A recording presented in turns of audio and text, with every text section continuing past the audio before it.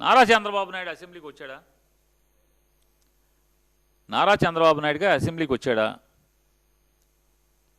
ఈ speaker office ఎంత దిక్కుమాలిన ఆఫీస్ అంటే, నేనే పేర్ని నాని, పేర్ని వెంకటరామయ్య, ఒక మాజీ శాసనసభ్యుడు, నారా చంద్రబాబు నాయుడు గారు 2019 నుంచి 2024 దాకా జీతభత్యాల కింద అతనికి ఏమి ఇచ్చారు? అతను అసెంబ్లీకి రానని వెళ్ళిపోయాడు బయటికి, ఒక సంవత్సరన్నర 2 ఏళ్ళు. అప్పుడు జీతభత్యాలు తీసుకున్నాడా తీసుకోలేదా అని నేను ఒక కాగితం పెట్టాను. ఇంతవరకు సమాధానం చెప్పలేదు, దిక్కులేదు. అప్పీల్ కూడా పడేశాను. ఇతను పేషీ ఇవ్వకపోతే, అసెంబ్లీ పేషీ ఇవ్వకపోతే అప్పీల్ కూడా వేసాను. త్వరలో కోర్టుకు కూడా అయిపోతున్నాను, హైకోర్టుకు కూడా దీని మీద.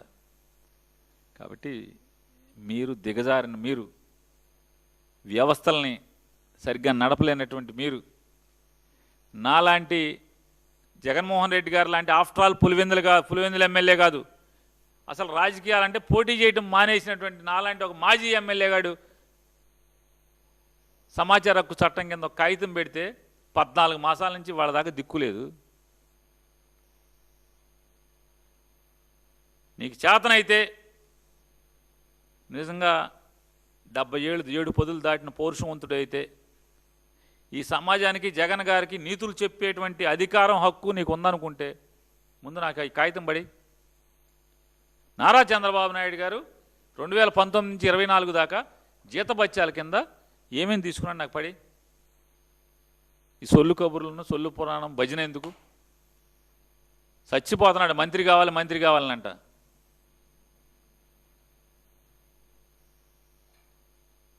స్పీకర్ అంటే స్పీకర్ దగ్గర చిలక్కొట్టుడు ఉండదు కదా. అందుకనా దేనికి మంత్రి? స్పీకర్ హోదానే కదా. మంత్రి కావాలని ఎందుకని నాన్నగారు చుట్టూ, కొడుకు గారి చుట్టూ తిరుగుతున్నారు? నీకే కాదు, మాటలు మాకు వచ్చు, చాలా మాట్లాడగలం. మిమ్మల్ని కాదు, అతన్నే. ఏంటండి, నర్రెడ్డి సునీత గారు 30 ఏళ్ల తర్వాత ప్రజాస్వామ్యం బతికింది పులివెందుల్లో, చంద్రబాబు నాయుడు బతికిచ్చారని చెప్తుందా? ఎవరైతే నర్రెడ్డి సునీత గారు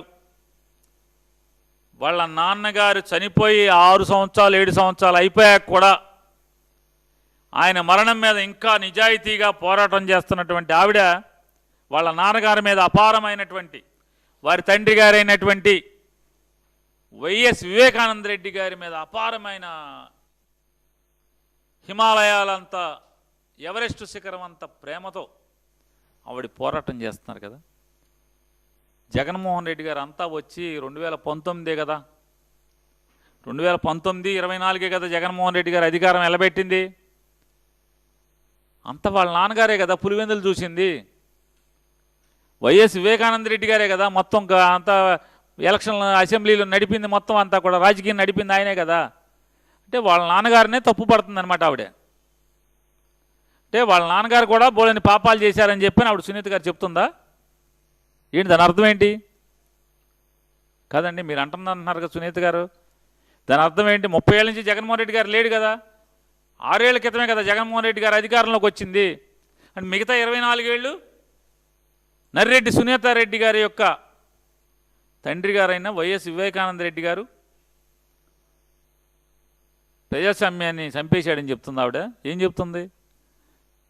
వాళ్ళ నాన్నగారి శత్రువు, వైఎస్ వివేకానంద రెడ్డి గారి శత్రువు అయిన చంద్రబాబు నాయుడు గారు ప్రజాస్వామ్యాన్ని పులివెందులో బతికిచ్చారు, మా నాన్న చంపేస్తే అని చెబుతుందా?